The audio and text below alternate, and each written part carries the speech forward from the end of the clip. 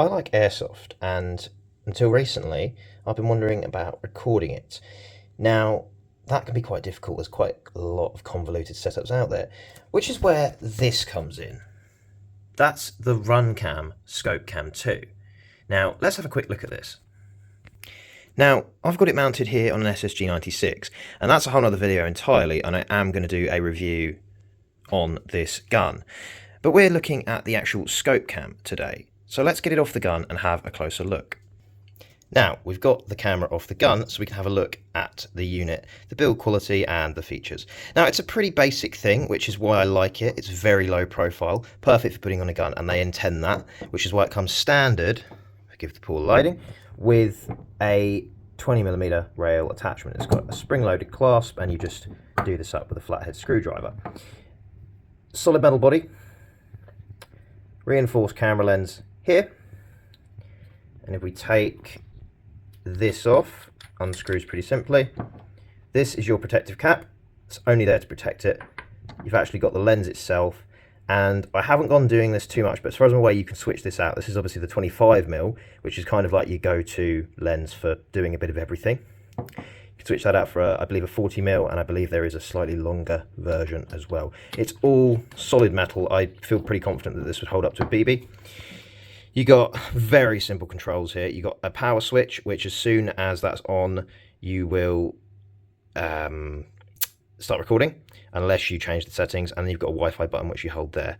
Now, into the back of the unit, you've got some basic screws, a USB-C for charging and for accessories, a cat that likes to be in the film, thanks for that, and a little cover here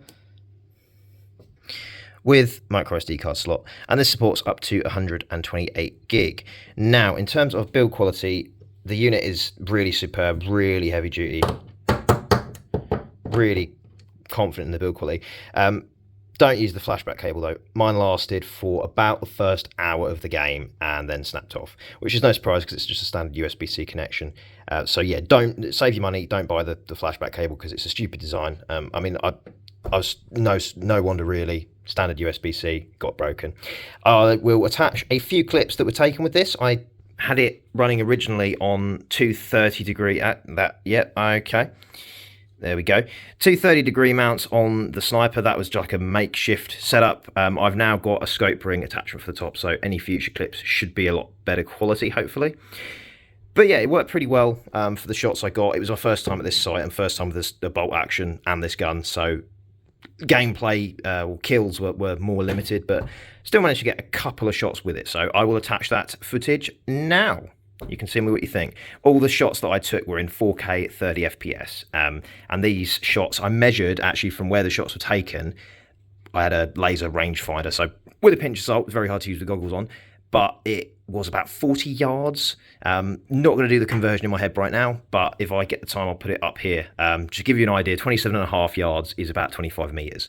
So that gives you a sort of rough ballpark figure. But let's have a look at that now. Hey, got him. Yeah, nice job. Dad. Got another red contact. Hey, got him.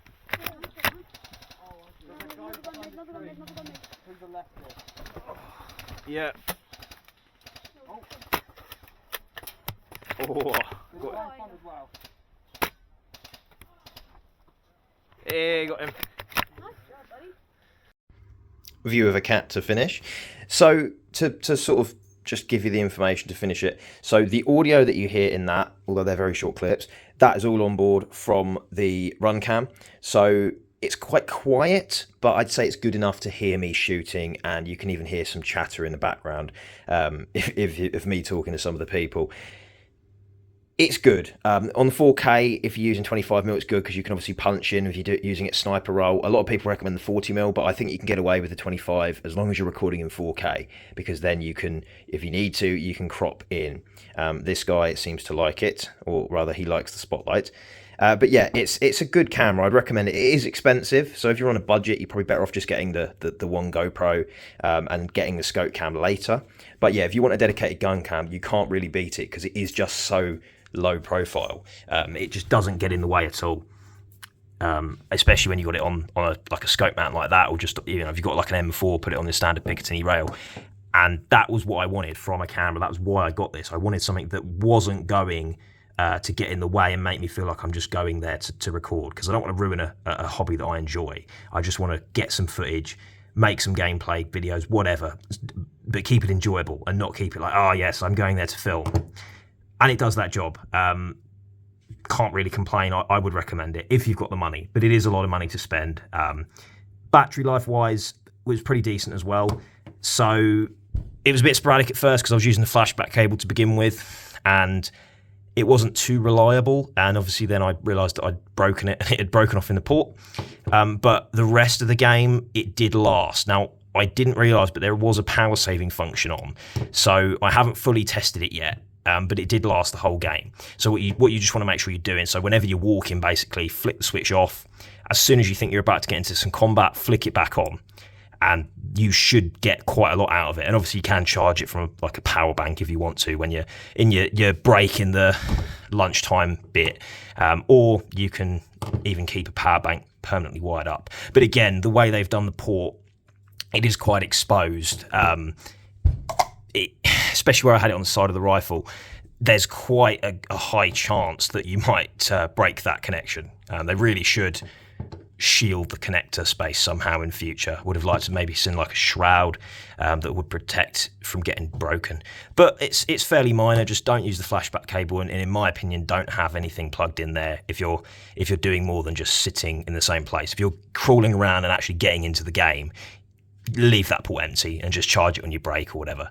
But yeah, decent camera. I would recommend it. Yeah, all good.